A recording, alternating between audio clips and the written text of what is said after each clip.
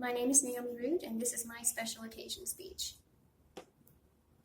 1, 2, 3, 4, 5, 6, 7, 8, 10, 11, 12, 13, 14, 15, 16, 17, 18, 19.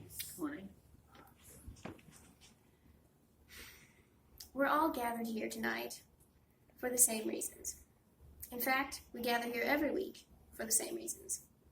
One of those reasons is to remember and to honor a friend, a teacher, a leader, and a king, someone that we all know. Today, or this evening, I'm going to take a few minutes to talk about him, to remember him after his death, and to reflect on what his life and his death mean to us all. I am, of course, speaking of Jesus Christ. In doing so, I will, as is usual with eulogies, talk a little bit about his life, remind you of who he was and what he did. So who was Jesus Christ? He was a man. Jesus Christ is a name that nearly everyone has heard of, in this country anyway.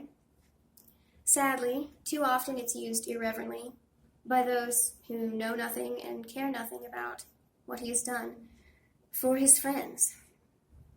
Jesus, as a man on earth, had many friends. Those who followed him in his 3 years of ministry, the 12, his closest friends, who were with him all the time, and those he healed and his life touched. But even today, he has friends all around the world, everywhere. He told us, "Ye are my friends if ye do whatsoever I command you." So today, 2,000 years after Jesus' death, I am his friend. But Jesus wasn't just a man. Jesus didn't come to the world in the usual way, because he was no usual man. He was called the Son of God, because through God's great power, he came to earth to live in the form of a man, Emmanuel, God with us. The all-powerful creator of the universe, degrading himself to be in the form of a man, just to show those he had created how much he loved them.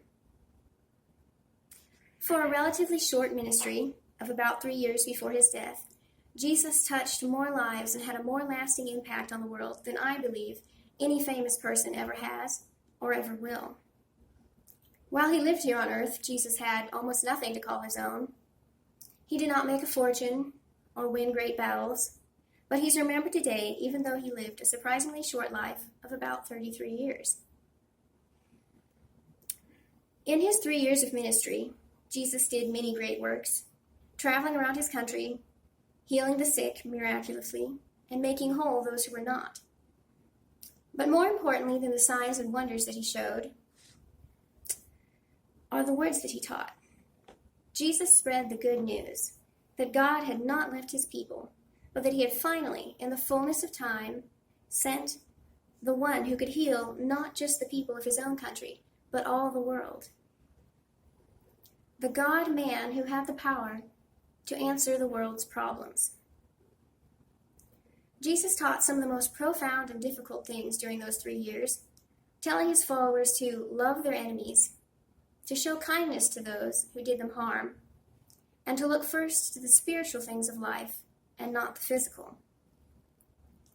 Even though there were those who hated him and eventually killed him, his love and compassion for all people was evident in everything that he did, showing kindness and mercy to even the outcasts and healing the sick all around him.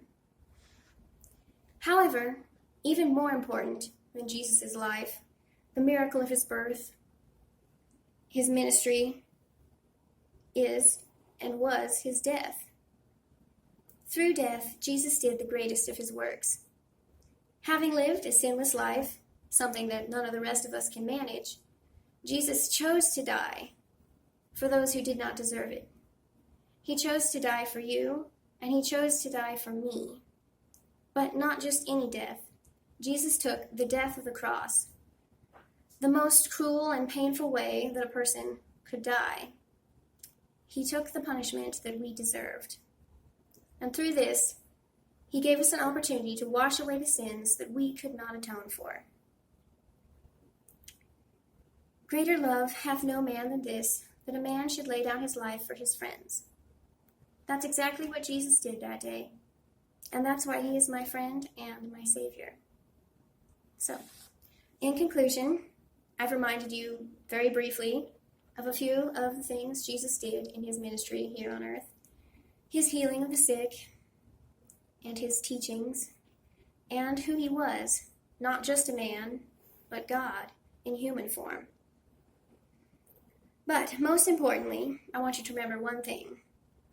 More than his life, the wonderful things he did, and how they affect us today, remember this one thing. Jesus died, but he lives. He rose again from the grave, forever ending the power of death. Through this, we know that one day we may live with him, and that is what can give us all hope. Thank you.